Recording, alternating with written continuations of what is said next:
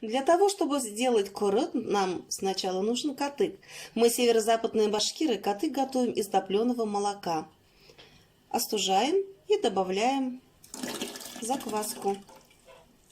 Оставляем на 8-12 часов.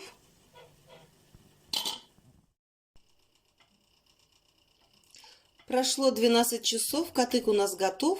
Далее перелили мы в казан катык и на среднем огне готовим сюзму.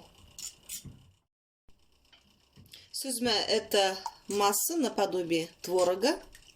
Далее эту массу нам нужно будет перелить в дуршлаг, положить в ткань и повесить в прохладное место. Курут очень вкусный, на вкус кисленький у меня получается. Такой курут нужно подавать жирными блюдами.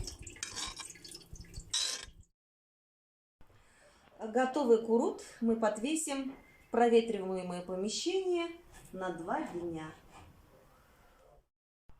Прошло 2 дня, наш курут готов. За 2 дня наш курут заметно подсушился, соль по вкусу. Делаем вот такие кружочки и убираем еще на 2 дня подсушиться в деревянной доске. Курут очень полезный и вкусный продукт. Мы любим употреблять с ягодами, заправляем помидоры, конечно же, мед, варенье. Бик файдалы һәм тәмле курут. Эшләп карайык.